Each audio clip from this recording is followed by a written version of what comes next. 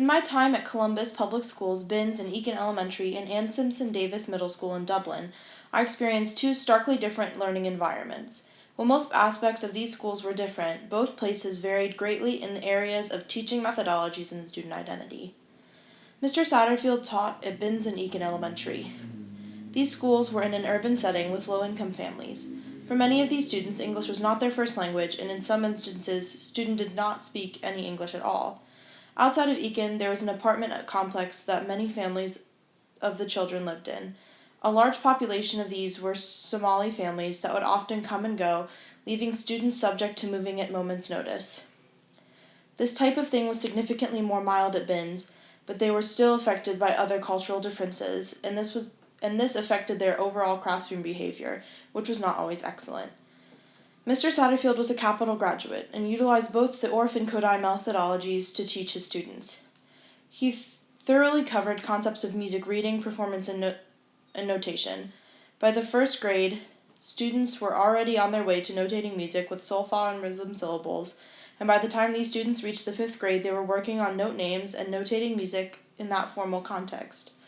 In his 10 years teaching, Mr. Satterfield sequenced a series of lessons that provided scaffolding for his students.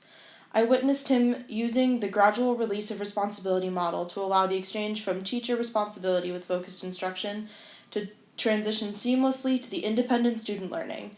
Whether or not the students knew it or liked it, they were being trained to be excellent musicians despite the adversity they faced situationally. Conversely, Mr. Lively taught middle school choir in Dublin. This area is traditionally populated with those in the upper middle class. The schools had excellent resources, and students were provided with the opportunity to participate in a multitude of ensembles in the 6th grade. However, because participation in a music program was mandatory, all students who did not sign up for an instrumental ensemble were placed in choir. Mr. Lively graduated from the University of Colorado, where he attained his bachelor's in vocal music education, but his true passion was musical theater. His classroom structure was interesting, as he included a lot of routines into his everyday. He would begin with an attendance, where they would sing solfa patterns he had written on the board, which would have been excellent if they knew solfa or could read music. However, they did not, so 80% of the time they would not succeed, and he would do nothing to correct their mistakes. He would then move on to do a music listening, where students would write stories about the songs he played. After that, the students would warm up by doing scale builders and then proceeded into doing a 10-minute rehearsal, where all they would do is sing with him in a call-and-response rote learning of the pieces. Many of the students did not bother to get the music out, nor did they care about looking at it. All he demanded was that they echo him. Despite being older, these students knew significantly less than Mr. Satterfield's elementary students, and this was due mostly to the teaching styles of each teacher. Mr. Lively's mishaps could have been easily remedied with the advice Megan Carnival gave in her Skype lecture on April 8th. When asked, "How do you transition from teaching by rote to teaching with notation?" she responded that you need to skill build with vocal technique and audiation. You really need to work with notation.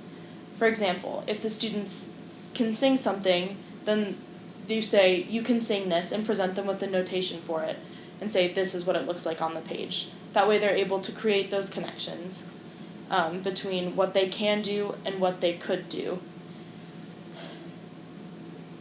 But getting things done by rote still gets things done.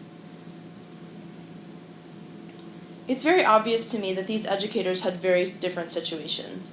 However, the one thing that was always the same was each teacher's genuine care and compassion for the well-being of their students. Both Mr. Lively and Mr. Satterfield were constantly commenting on how they worried about what was going on at home, and what they wished they could do to make their students' lives easier and more fulfilling.